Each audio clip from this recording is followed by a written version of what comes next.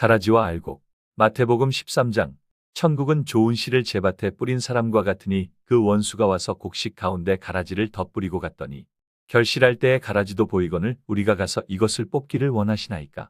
가만두어라. 가라지를 뽑다가 곡식까지 뽑을까 염려하노라. 둘 다 추수 때까지 함께 자라게 두어라.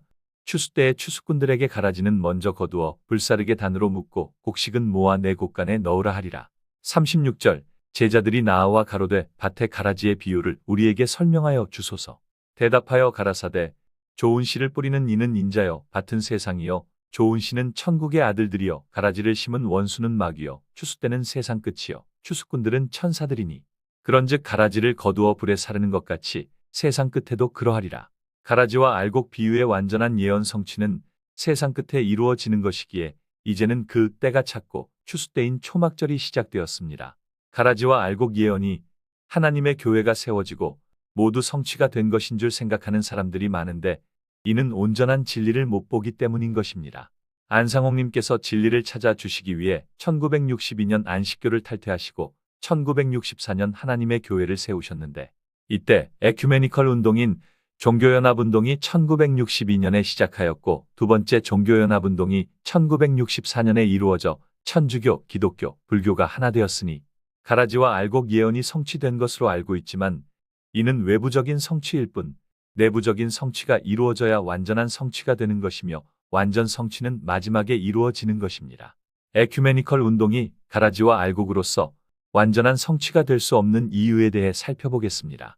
가라지라 함은 곡식과 겉모습이 흡사해 잘 구분이 안 되는 것이 가라지인데 천주교, 기독교, 불교는 하나님의 교회와 비슷하거나 같은 것이 하나도 없다는 것이 첫 번째 이유며 곡식과 가라지는 같은 공간에 함께 자라서 그 뿌리까지 엉켜 있는 것이 가라지인 것인데 천주교, 기독교, 불교는 서로 다른 종파 서로 다른 모습을 하고 있어 가라지들끼리도 모습이 다를 뿐 아니라 하나님의 교회와 같은 공간에서 자라고 있지 않다는 것 역시 가라지가 될 수 없는 세 번째 이유며 가라지 알곡은 세상 끝에 가려지는 것인데 세상 끝에 대해 말씀 주시길 마태복음 24장 이 천국 복음이 모든 민족에게 증거되기 위하여 온 세상에 전파되리니 그제야 끝이 오리라.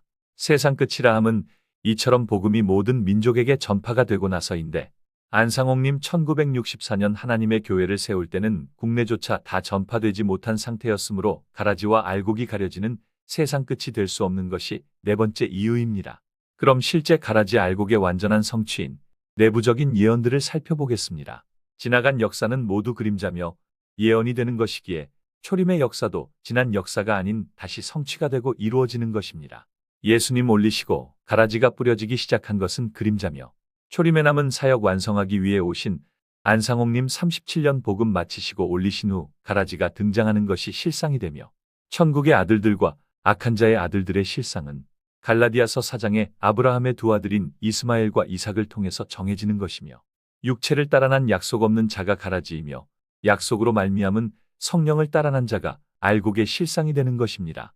약속 없이 세워진 이스마엘 총회장과 그를 추종하는 바닷가 모래와 같은 자들이 악한 자의 아들인 가라지며 약속으로 말미암은 그리스도, 이삭 대신 박광수님을 믿고 따르는 자녀가 천국의 아들들인 알곡인 것입니다.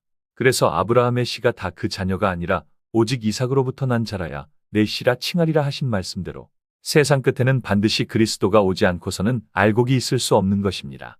지금 하나님의 교회는 총회장 이스마엘을 추종하는 무리가 많아 결국 가라지밭이 되었으며 가라지밭에 알곡들이 자라고 있는 것입니다.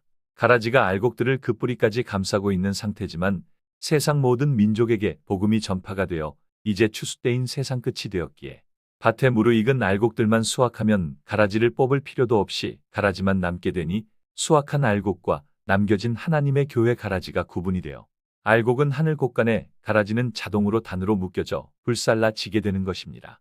이제 가을절기, 초막절이 시작이 되었습니다.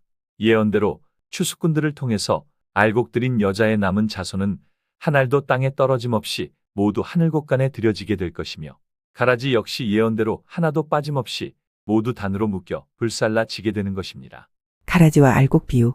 마태복음 13장. 천국은 좋은 씨를 제밭에 뿌린 사람과 같으니 사람들이 잘 때에 그 원수가 와서 곡식 가운데 가라지를 덧뿌리고 갔더니 싹이 나고 결실할 때에 가라지도 보이거늘 우리가 가서 이것을 뽑기를 원하시나이까.